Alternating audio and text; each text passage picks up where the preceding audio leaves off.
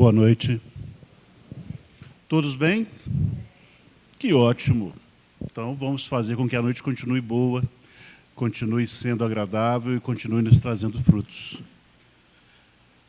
Nos convidaram para falar da questão 176 do livro Palavras de Vida Eterna, do Chico e do Emmanuel. E o título desse capítulo é No Dia da Incerteza. E que nos traz uma curiosidade, né? Que dia é esse? Que incerteza é essa? O que será que Emmanuel quis trazer quando fala no dia da incerteza? O versículo que traz o tema para esse estudo, para esse texto de Emmanuel, ele é de Paulo, em sua primeira carta aos Coríntios, capítulo 2, versículo 16. É importante a gente trazer aqui o contexto com que foi colocado, com que são colocadas essas cartas, o contexto com que Paulo traz essa história para cada um de nós. Primeiro aspecto, epístola ou carta? Porque a gente ouve sempre dizer, cartas de Paulo aos Coríntios, cartas de Paulo aos Romanos. Outros momentos a gente escuta, epístola de Paulo aos Efésios.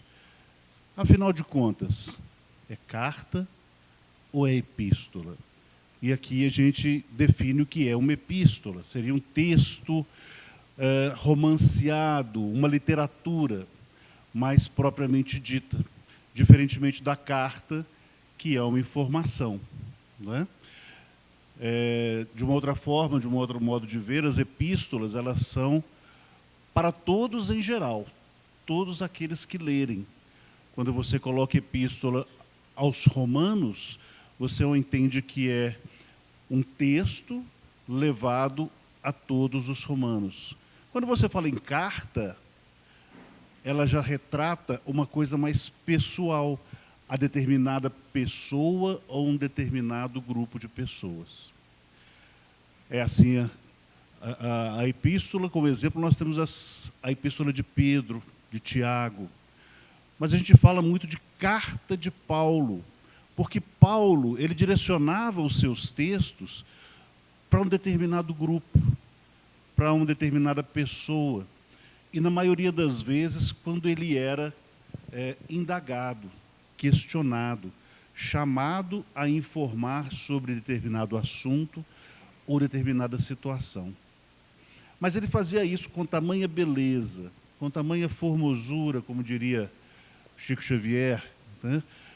Com dada desenvoltura, que podemos classificar que não era nem uma epístola, porque não chegava a ser uma coisa romanceada a todos, e nem apenas uma carta, porque a abrangência era muito maior e foi muito maior do que a gente podia imaginar de apenas uma, duas pessoas ou um grupo de pessoas.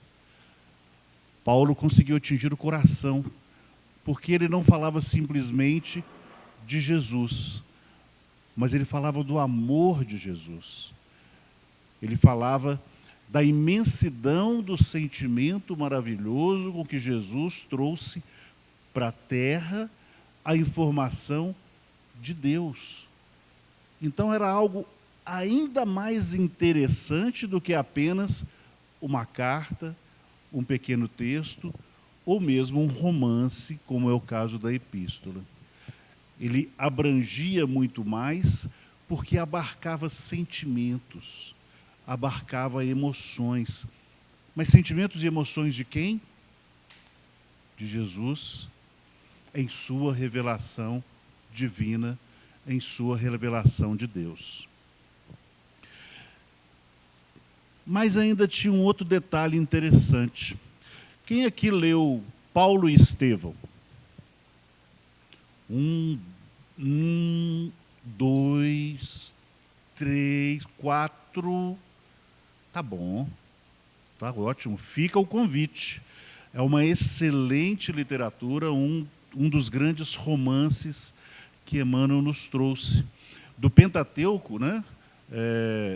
Paulo e Estevão, há 2000 anos atrás, 50 anos depois, Ave Cristo e Renúncia, foi a primeira publicação. E ele nos traz a história de Paulo e de Estevão. Ah, mas aí está fácil, né, Ledi? O livro chama Paulo e Estevão, só podia ser dos dois. Mas vai um pouquinho além. Estevão, ele foi apedrejado por defender os ensinamentos que Jesus deixou. Apesar de não ter sido um dos 12, mas de ter conhecido a história e a ter defendido. E não foi uma única vez. Ele, na verdade, não se chamava Estevão, se chamava Gesiel. E enquanto Gesiel, ele já havia defendido o Cristo na sua terra natal. E por conta disso, ele foi condenado. Mas por conta também de algumas amizades, ele foi liberado. Bom, me condenaram, me liberaram, mas eu vou continuar fazendo a mesma coisa, mudo de nome. Mudou de nome para Estevão. E enquanto Estevão, defendendo os ensinamentos que o Cristo deixou, pregando a palavra que o Cristo deixou, ele foi preso de novo. E como ser cristão àquela época era crime, ele foi condenado. E condenado ao apedrejamento. Adivinha quem é que estava com uma pedrinha para julgar no Estevão? Quem? Como é que você sabe que é Paulo? Viu o filme? Oh, ótimo. Muito bom. Paulo. Na época, Saulo. Saulo de Tarso. Mataram Estevão. E aí, Saulo continuou sua caminhada como cobrador de impostos até que descobriu Jesus. Ah, mas Jesus já tinha sido crucificado? Sim. Então, Jesus apareceu para Saulo. Mas apareceu em espírito, apareceu em mensagem, apareceu em intuição. E Saulo escutou a sua mensagem. Lembram o que Jesus falou com ele? Saulo, Saulo, por que me persegues? E a partir daí, Saulo se transformou. Se transformou e começou a defender os ensinamentos do Cristo. Foi para o deserto, passou 3 anos sabáticos aprendendo e voltou pregando. E aí, mais uma vez, devia ser praxe lá, mudou de nome, de Saulo para Paulo. E Paulo tinha um outro detalhe interessante também. Estudou, aprendeu, mas Cristo resolveu dar uma forcinha para ele. Como ele dá essa forcinha para nós constantemente. Ele colocou alguém para intuir Paulo acerca do que ele iria falar, do que ele iria revelar, do que ele iria pregar daí por diante. Quem que foi esse anjo guardião, podemos assim dizer, de Paulo? Estevão. Passaram assim a trabalhar juntos, Paulo encarnado e Estevão desencarnado, trazendo a ele as intuições e as informações necessárias para que ele pudesse continuar essa atividade, para que ele pudesse continuar esse trabalho. Bacana. Aí, chegamos em Coríntios.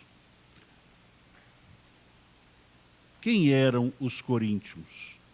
Nada mais, nada menos que os habitantes da cidade de Coríntio. Bacana. Mas por que essa atenção de Paulo com ele? Como teve com os romanos, como teve com os gálatas, com os efésios? Por que essa atenção? Porque os habitantes de Coríntios, convertidos ao cristianismo, ainda traziam algumas pequenas mazelas. Ainda traziam, como nós trazemos, né? ainda traziam alguns, vamos dizer assim, alguns hábitos do paganismo, que era aquilo que eles professavam antes. Aliás, não professavam porque eram pagãos, né? Tinham os deuses deles, mas tinham vários.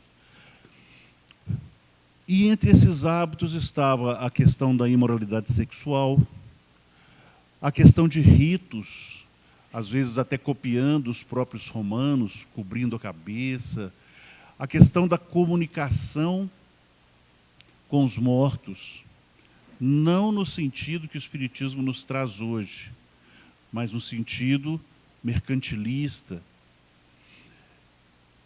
E Paulo entendeu que era hora de conversar, de trazer para eles. Exatamente porque alguns desses coríntios cristãos começaram a interpelá-lo pela situação que ali começava a se tornar incômoda. Cristãos com vícios, com dificuldades tão ferrenhas como aquelas que eram apresentadas lá. Paulo, então, começou a escrever suas cartas. E no caso específico dos coríntios, os estudiosos dizem que às vezes não chegava nem a ser cartas. Às vezes eram bilhetes, mensagens esclarecedoras, diferente das epístolas que eram feitas naqueles pergaminhos. Ele mandava mensagens esclarecedoras, buscando trabalhar aquelas dificuldades. Mas Paulo, ele tinha uma característica, ele era apaixonado com o que ele fazia, a partir do momento que ficou convertido. E ele vivenciava esse trabalho com grande vigor. E aos coríntios, em especial, ele trabalhava essa essência divina, essa mensagem que Jesus levava e que ele entendia como sendo a própria palavra de Deus que era trazida para cada um. Ele entendia que levar essa mensagem àquele povo faria com que eles mudassem, com que eles se transformassem, com que eles adotassem uma nova conduta, porque afinal de contas aquela mensagem não era dele, Paulo, mas era de Jesus, que representava o próprio Deus na terra. E mandou, e escreveu, e eu vou pedir licença a vocês exatamente para ler essa passagem dos Coríntios, não só o versículo, mas todo o texto. Não é grande, é coisa rápida. Capítulo 2 da primeira carta de Coríntios. Percebam os detalhes aqui que nós vamos começar a entender o título do texto que Emmanuel nos deu. Eu mesmo, irmãos, quando estive entre vocês, não fui com discurso eloquente nem com muita sabedoria para lhes proclamar o mistério de Deus, pois decidi nada saber entre vocês, a não ser Jesus Cristo e este crucificado. E foi com fraqueza, temor e com muito tremor que estive entre vocês. Minha mensagem e minha pregação não consistiram de palavras persuasivas, de sabedoria, mas consistiram de demonstração do poder do Espírito, para que a fé que vocês têm não se baseasse na sabedoria humana, mas do poder de Deus. Então, até aí, ele estava contando o momento em que ele visitou, esteve lá, e conviveu com eles, não demonstrando simplesmente o conhecimento dele, mas tentando passar a inspiração divina. E aí nós temos que chamar Estevão nessa responsabilidade também, da vivência de Jesus e dos ensinamentos de Deus que ele tentava exemplificar para aquele povo. E aí eu pergunto, qual foi a outra pessoa que também não escreveu nada, que não ditou nada, mas que ensinou e muito através do exemplo? Começa com G, termina com Zus. Quem foi? Isso, Jesus, muito bem. Jesus não escreveu, mas ele exemplificou. Ele mostrou como fazer para todos nós. Aí Paulo continua. Entretanto, falamos de sabedoria entre os maduros, mas não da sabedoria desta era ou dos poderosos desta era que estão sendo reduzidos a nada.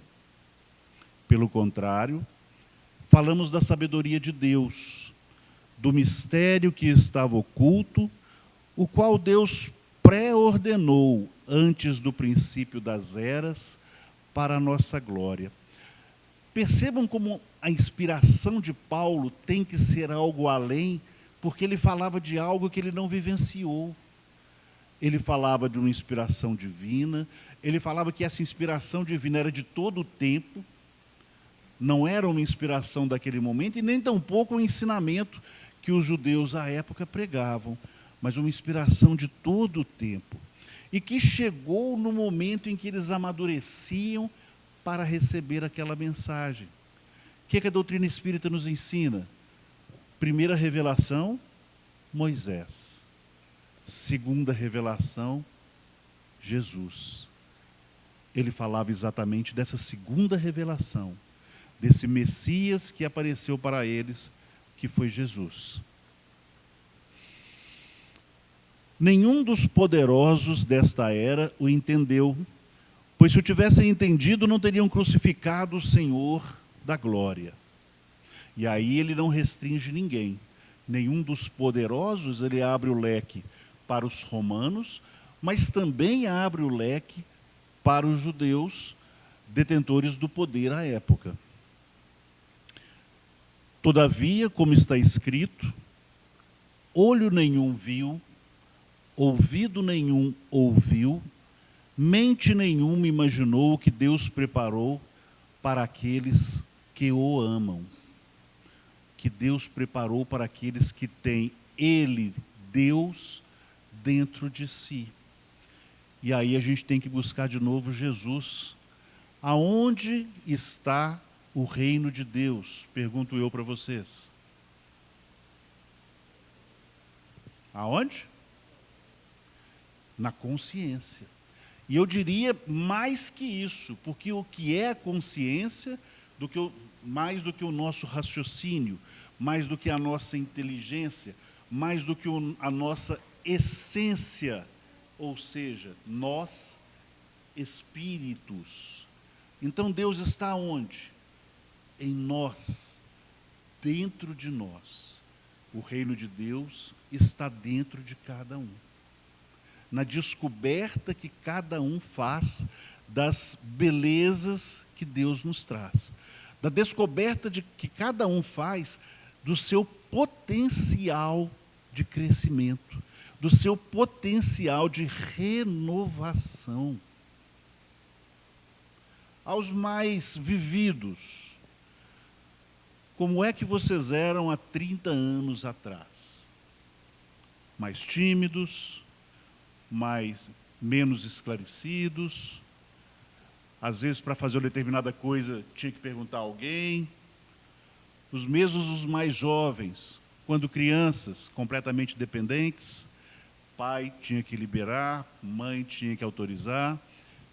E hoje, com o nosso amadurecimento, cada um em seu determinado grau, passamos a ser artífices de nossa própria vida. O que a gente busca é mais do que esta vida momentânea, desta encarnação que nós temos, mas a vida eterna que somos nós enquanto espíritos. É esse reino de Deus dentro de cada um de nós que temos que escutar, entender, e eu diria perseguir, numa renovação constante, num aprendizado constante, numa conquista constante. Qual talvez seja a coisa mais importante que nós temos que fazer? Nos conhecer. E eu pergunto, hoje eu estou perguntador, viu, gente?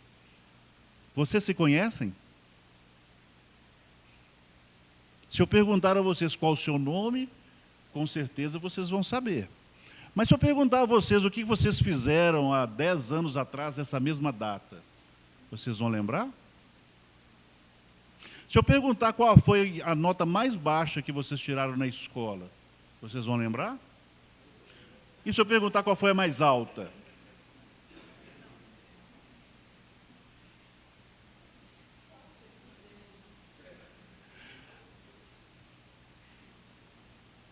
E se eu perguntar qual é o maior dom que vocês têm, vocês vão me saber dizer? A vida está em nós, mas eu digo dom mesmo, de qualidade.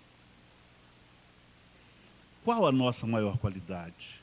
Alguém já parou para pensar nisso? E qual o nosso maior defeito? Santo Agostinho deixou um ensinamento para nós que está no Evangelho segundo o Espiritismo. De noite, quando eu vou para o meu quarto, deito lá na minha caminha, no caso ele dizia catre, deito no meu catre, e vou pensar em tudo que eu fiz no decorrer do dia, o que eu fiz de bom e o que eu fiz que não foi tão bom. E o que eu fiz de bom eu vou manter, eu vou guardar, e se possível eu vou melhorar.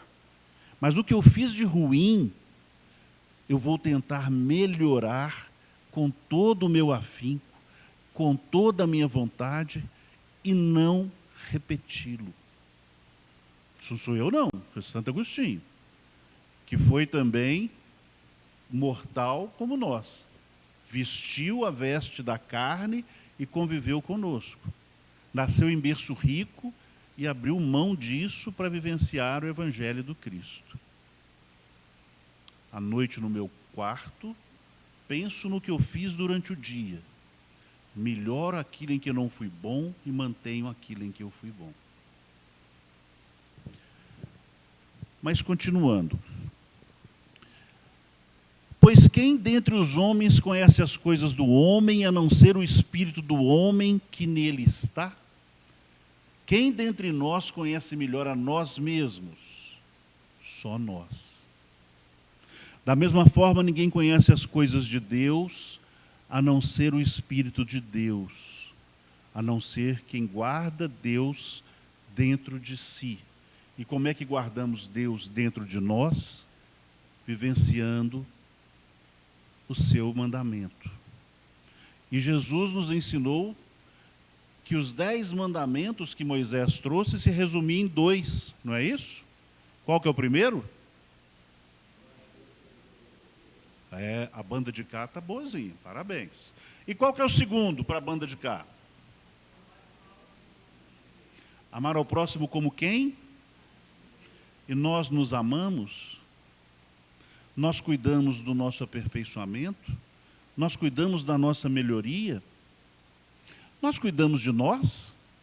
Não estou falando em comprar sorvete e bombom não, gente. Que isso é bom, né? Mas não estou falando desse não. Estou falando da gente cuidar de nós, mantendo Deus dentro de cada um de nós. Porque se a doutrina espírita nos fala que fora da caridade não há salvação, mas se Jesus nos diz que nós temos que amar ao próximo como a nós mesmos, como nós vamos fazer caridade se nós não nos conhecemos?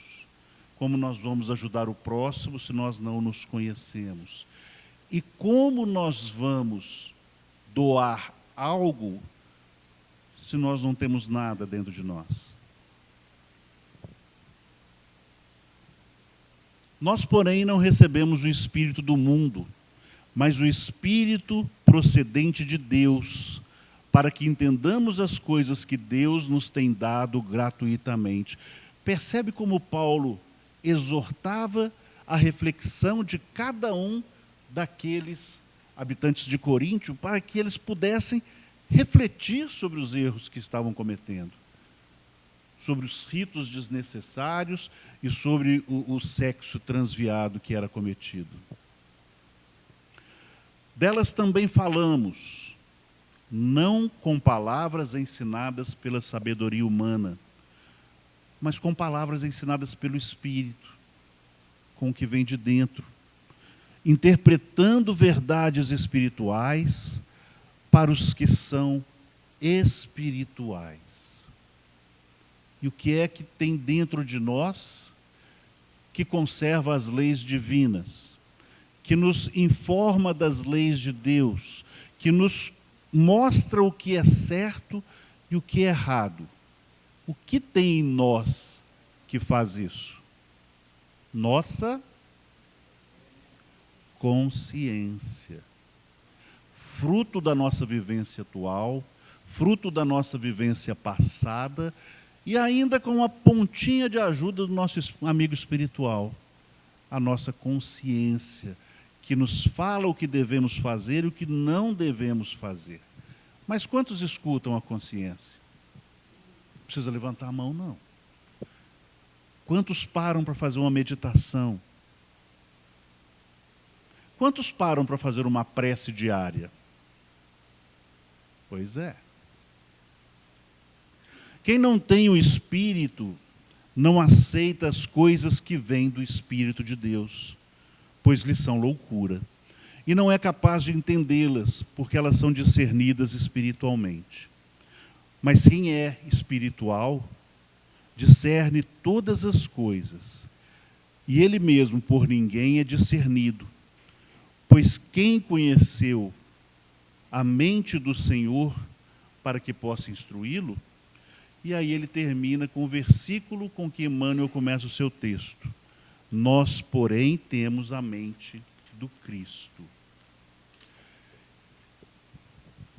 Agora a gente já consegue falar um pouquinho melhor sobre o texto do Emmanuel no dia da incerteza. E eu pergunto de novo, hoje eu estou perguntador, que é uma coisa séria. Quem nunca teve um momento de dúvida? Quem nunca teve um momento em que ficou assim, faço ou não faço? Conto para ele o que eu penso ou não conto o que eu penso? Falo para ele o que eu estou sentindo? Ou deixo passar, não vou falar nada, melhor deixar do jeito que está? Quem nunca passou por esse momento? Acredito que todos nós já passamos, né? Por um momento de incerteza, por um momento de dor, por um momento de desprendimento, mas aquele desprendimento que cerceia. Ah, hoje eu estou liberto, não vou fazer nada. Hoje eu vou ficar por minha conta, não vou agir. Aquela coisa de estou livre, mas estou livre por minha conta. Só faço se eu quiser. E acaba não fazendo. Porque a gente não nasceu para ser sozinho. A gente nasceu para relacionar com os outros. Para esbarrar naquele meu companheiro, naquele meu amigo, naquele meu colega de trabalho e discutir aquilo que eu penso. E expor a ele aquilo que eu sinto com relação ao assunto que está sendo discutido.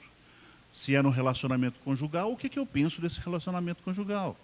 Se é no relacionamento de trabalho, o que eu penso sobre determinada atividade? A gente não para fazer isso. A gente, na verdade, não para pensar. Por isso temos tantas incertezas. Se a gente não se conhece, como é que a gente vai ter certeza de alguma coisa? Se eu sei que 2 mais 2 são 4, isso é uma certeza. Concorda comigo? Pela matemática que conhecemos, 2 mais 2 são 4. Mas pelo que eu conheço de mim, se amanhã eu for assaltado, qual vai ser a minha reação? Não sei. Ah, eu vou correr. Mas se você tiver com uma criança pequena junto, você vai correr? Corre e deixa a criança para trás? A gente não sabe qual que é a reação. Porque a gente não para pensar em quem somos. E aí vem as incertezas. Quem aqui quer morrer? Mas quem aqui sabe que vai morrer? É mais ou menos aquela história, né? Você quer morrer? Você vai morrer? Está preparado para morrer? Tô, mas põe meu nome lá no fim da lista. Deixa por último, mas eu estou preparado. Pois bem, nós temos a certeza que esse corpo não vai existir para sempre, mas a gente ainda está apegado a ele. E quando chegar a hora de largar esse corpo, o que nós vamos fazer? Sabe o que Emmanuel diz para a gente fazer? Pega com Deus. Ah, mas como que nós vamos pegar com Deus? Como eu faço para conversar com Deus? Como eu faço para me comunicar com Deus? Alguém já falou aí baixinho. Como? Prece, oração, reza, qualquer forma de expressão respeitosa a Deus, dirigida a Deus, que venha de dentro. Sabe aquele momento que você está quase caindo e não cai, e aí você fala assim, ah, meu Deus, me ajuda. Isso é uma prece. Porque veio de dentro e direcionada a Deus. E nesses momentos é que a gente é mais sincero. É que a gente puxa lá de dentro aquele sentimento que, por não nos conhecermos, não sabíamos que tinha. Então, no momento de incerteza, eleva uma prece a Deus. E desapega. Desapega, porque não adianta a gente ficar preso nesse corpo, que ele vai embora. Não adianta ficar preso à matéria, porque o nosso espírito vai embora. Das coisas materiais a gente não tira proveito nenhum depois do nosso desencarne. E não adianta ficar preso às pessoas, porque somos individuais. Eu sou eu, cada um de vocês é uma individualidade, cada um traz em si um dom, uma qualidade, uma forma de pensar, e que contribui com todos os que estão presentes. Mas no momento de dúvida, pede a Deus. O que ele vai fazer, você sabe? Vai descer uma carruagem de prata, vai trazer um livro e vai falar com você, leia que a resposta está aqui. Ele vai nos inspirar através da espiritualidade amiga. Ele vai nos fazer rever todo o nosso passado, porque possivelmente nesse passado de várias encarnações, nós temos algo que vai acabar com essa incerteza. E ele, Deus propriamente, já é uma fonte de segurança para cada um de nós. Através do seu Filho Jesus, que é o nosso modelo, nos trouxe resposta para praticamente tudo. Na dúvida, na incerteza, perguntem-se, o que Jesus faria? Já pararam para pensar?